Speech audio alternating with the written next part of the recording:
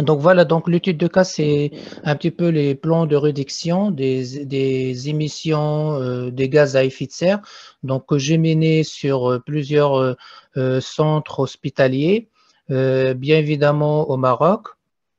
Et bien sûr, donc ces plans d'action, ils ont mené principalement un petit peu à aider à décarboniser le système de santé. Et bien sûr, on a réalisé plusieurs donc bilans des gaz à effet de serre. Donc, on a travaillé avec la méthode de l'ADEME sur, bien sûr, l'évaluation donc des émissions donc des plusieurs établissements de santé, avec bien sûr la participation donc de plusieurs professionnels, patients, usagers également donc la société civile sur ces projets-là. Donc pour le financement, c'est en général des autofinancements, donc c'est des hôpitaux qui financent bien sûr cette étude-là pour un petit peu voir donc le schéma global et bien sûr un petit peu les actions à mener sur bien sûr sur leur établissement afin de diminuer les émissions de gaz à effet de serre. Et bien sûr, ce projet-là, il s'inscrit dans la stratégie nationale donc pour bien sûr la réduction donc des gaz à effet de serre que le Maroc a ratifié. Et bien sûr, tous les secteurs, ils ont bien évidemment mené des actions sur, par exemple, l'énergie. Vous connaissez très bien donc les actions, donc les stations solaires parmi les plus grands en Afrique, station solaire à Ouarzazate. Il y a aussi donc des plans. Donc chaque secteur, bien sûr, il a mené des actions. Bien sûr, la santé a également donc mené des actions dans ce sens. Pour la période des projets, c'est entre 2017 et 2020. Donc, si vous pouvez passer, voilà. Donc, concernant les principales mesures qui ont été donc décelées à partir donc de ces études. Donc il y a donc tout d'abord donc les achats. Donc vous connaissez très bien donc l'achat, c'est une fonction assez importante pour diminuer donc les émissions des gaz à effet de serre. Et bien sûr voilà, donc pour les achats hospitaliers, ils sont un petit peu complexes. Donc, il y a plusieurs paramètres ou bien donc segments dans les achats. Il y a par exemple les achats donc de matériel médical, les achats donc des denrées alimentaires. Il y a les achats donc bien sûr des biens et services. Donc, cet axe-là, donc, on a mené une politique des achats durables avec un petit peu l'institutionnalisation de cette fonction en limitant, par exemple, les achats. Donc, il y a plusieurs actions. Je cite juste quelques-uns pour ne pas donc tarder. Par exemple, avant d'acheter, donc, toujours, il faut se poser la question, est-ce que les biens nécessaires? Parce qu'on a constaté lorsqu'on a fait des audits qu'il y a beaucoup d'achats qui ne sont pas assez nécessaires et bien sûr, c'est de gaspillage. Donc, cette partie-là et donc cette question est assez importante. Donc, il faut toujours les poser aux prescripteurs. Est-ce que cet achat est nécessaire? Et parfois, donc, on trouve les besoins, ils sont déjà donc achetés quelque part et sont stockés. Donc, cet aspect-là donc d'optimisation de l'achat, parce que pour bien sûr diminuer l'empreinte carbone, bah, il vaut mieux pas faire l'achat si, bien sûr, s'il est nécessaire, on le fait, mais ne pas le faire, c'est excellente chose.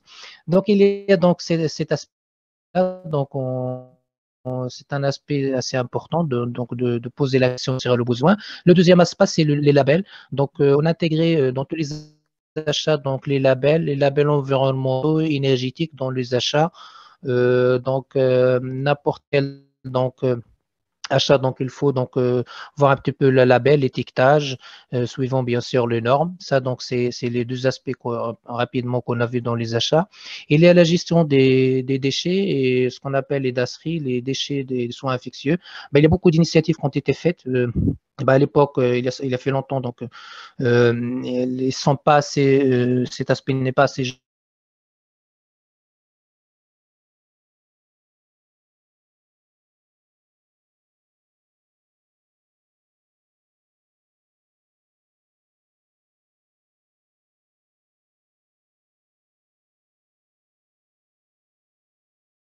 bien sûr montrer l'efficacité donc de cette approche-là dans la gestion des déchets et bien sûr leur traitement.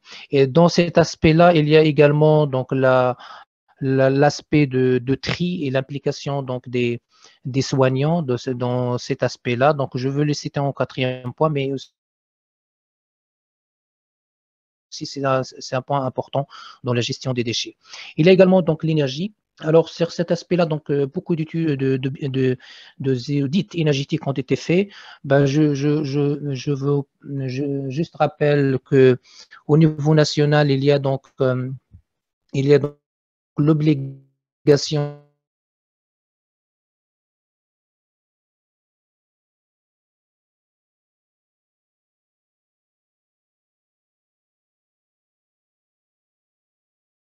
de faire des audits et bien sûr de diminuer donc la consommation d'énergie. Ça d'une part, donc on a mené plusieurs actions avec bien sûr le soutien donc des particulièrement des sociétés civiles, des actions d'efficacité énergétique, donc des actions techniques. Il y a également donc l'aspect donc de sensibilisation donc de personnel visiteur. Et il y a également donc l'aspect investissement dans les, les énergies renouvelables, donc particulièrement le solaire. Donc vous voyez dans cette image donc les trackers, les suiveurs solaires qu'on a mis dans des hôpitaux pour bien sûr utiliser l'énergie verte gratuite. Et il y a le quatrième axe qu'on a travaillé également comme mesure pour, bien sûr, réduire l'effet sur le changement climatique, c'est l'implication des soignants dans cette démarche-là, donc de changement climatique et réduction donc des émissions, des gaz à effet de serre, parce qu'ils sont, on pense que sont la pierre angulaire et tout le monde sera d'accord avec nous. Donc, et dans les anciennes stratégies, ils ne sont pas assez impliqués. Maintenant, donc, on parle donc des ce qu'on appelle des éco-soins ou bien les conceptions des soins. Donc, il faut tous se concentrer sur les soins, il faut tout impliquer les soignants dans les achats, par exemple, dans la gestion des déchets tout à l'heure que j'ai parlé. Donc, on peut toutes les actions, mais si on, par exemple, on ne fait pas le tri au départ, donc il n'y a pas donc il y aura pas donc d'un effet donc assez important.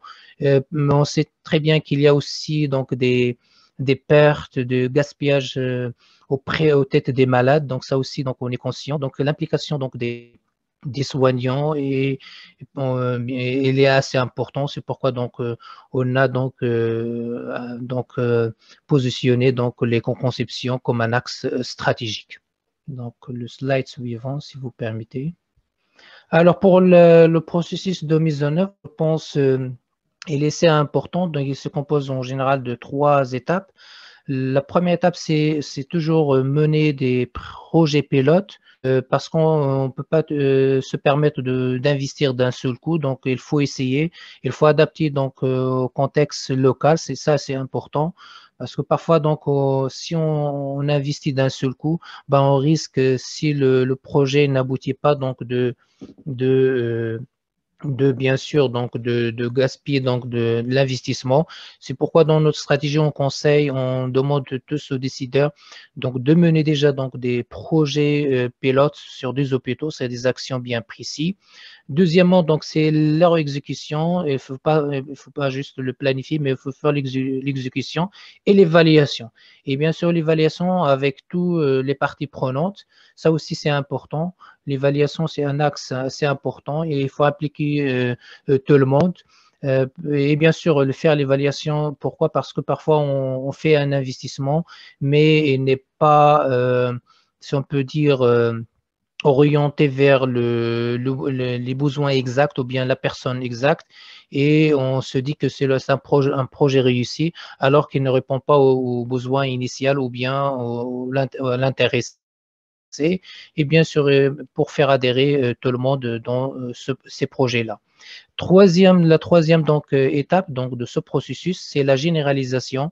Donc, après la réussite, bien sûr, et les retours sur ce projet-là, ces projets pilotes, c'est de les généraliser vers d'autres structures. Et parfois, donc, on est sur plusieurs, donc, maintenant sur plusieurs donc, projets de généralisation. Et en dernier, donc, c'est la capitalisation donc, de savoir-faire, donc de retour d'expérience, surtout par rapport au contexte local. Donc voilà un petit peu les 3 étapes que nous avons donc adaptées pour la mise en place donc, de ces plans d'action.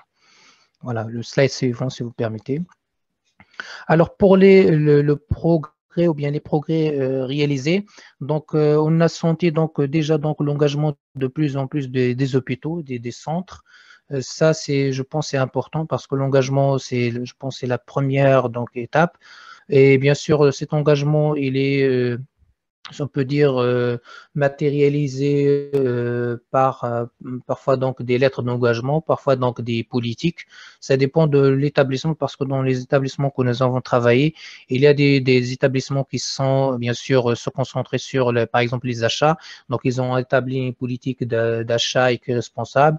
Il y a d'autres qui sont focalisés sur les politiques, par exemple, d'efficacité énergétique, de l'énergie. Il y a même donc des hôpitaux qui sont engagés pour, par exemple, la certification ISO 50001 du système de management d'énergie. Donc, on a senti donc qu'il y a donc un engagement donc de plus en plus dans ces établissements-là, avec bien sûr le soutien, bien sûr, de notre association A2DS. Pour les réductions, j'ai mis ici, donc, nous avons donc fait, avec le soutien donc, des cabinets donc, de plusieurs bilans sur parfois de 3 ans. Et on a reçu qu'il y a ici une diminution, surtout pour ces hôpitaux-là, d'une diminution donc, des émissions, parfois de 5 jusqu'à 10% de leurs émissions. Il y a également donc pour les progrès réalisés, donc l'investissement dans les technologies vertes, ça on l'a ressenti donc dans ces hôpitaux-là, avec bien sûr la disponibilité de ces technologies, surtout dans le Maroc, et aussi le développement des compétences. Ça aussi, c'est un problème, je pense, en Afrique. Parfois, donc, on fait des investissements sur des installations, des équipements assez complexes, mais derrière, il n'y a pas de maintenance pour le suivi. Ben, nous, parfois, donc, il y a tout un processus qui est assez important à respecter. C'est faire l'investissement et le maintenir après, et bien sûr, le maintenir d'une manière durable. Et troisième, donc, au 4e point, comme donc réalisation, donc c'est l'application donc des soignants. Ça aussi, donc c'est un constat.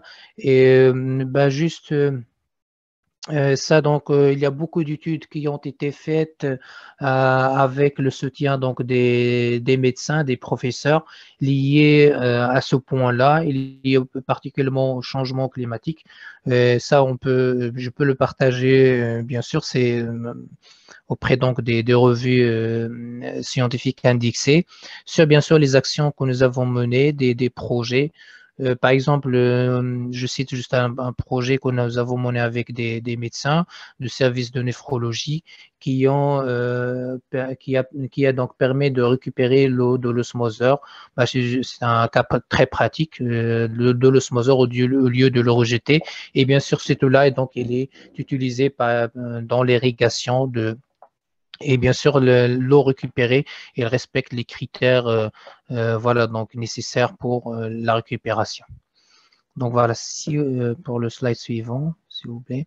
Alors pour les défis et les enseignements enterrés, donc je pense que tout le monde sera d'accord avec moi. Donc il faut garder cette dynamisme donc de réduction, surtout après le Covid, parce qu'avec le Covid, c'est très bien que tous les projets donc sont un petit peu chamboulés et donc d'autres préoccupations, d'autres problèmes ont apparu avec ce Covid. Ben, j'espère qu'on garde bien sûr ce dynamisme donc dans nos établissements respectifs dans le monde et bien sûr ce genre de rencontre c'est aussi donc un mobilisateur et aussi un incitateur pour garder donc ce dynamisme. Deuxième donc point, c'est de soutenir les investissements verts. Donc ça aussi donc pour le financement. Je pense en Afrique, on a l'opportunité parce tous les pays presque ils ont besoin encore d'investir dans des hôpitaux Et bien sûr, donc on a l'opportunité d'investir d'une manière, donc si on peut dire vert, donc dans des technologies, dans des hôpitaux qui respectent bien sûr l'environnement et qui prend en considération cet aspect-là. Donc je pense que c'est une opportunité pour nous donc de se pencher sur ce point-là. Et le troisième, donc, c'est d'impliquer les soignants dans les démarches de développement durable d'une manière globale avec tous les aspects. Ça aussi, donc, je pense, c'est important donc de le citer. Et un dernier point, donc, c'est de valoriser les initiatives menées sur terrain, parce qu'il y a beaucoup de personnes qui mènent, donc je l'ai constaté avec mes visites au Maroc et ailleurs, il y a beaucoup d'initiatives, beaucoup de projets qui sont sur terrain, mais qui ne sont pas partagés, qui ne sont pas donc capitalisés. Je pense ça aussi, donc c'est assez important. Et bien sûr, il y a beaucoup de réseaux, et bien évidemment, donc comme le Global Green and Health Hospital, et bien sûr, donc d'autres réseaux qui essaient un petit peu donc de mettre en valeur ces initiatives et de le partager leur le retour d'expérience de ces personnes-là. Et ça permet un petit peu donc déjà de les valoriser, donc de les inciter et bien sûr encourager les autres pour mener bien sûr des projets similaires et bien sûr passer à la généralisation. Donc voilà, donc je pense que c'est le dernier slide. Sur ce, donc je vous remercie et voilà, donc je remercie tout le monde et voilà, donc je suis disponible si vous avez des questions. Merci, salam alaikum.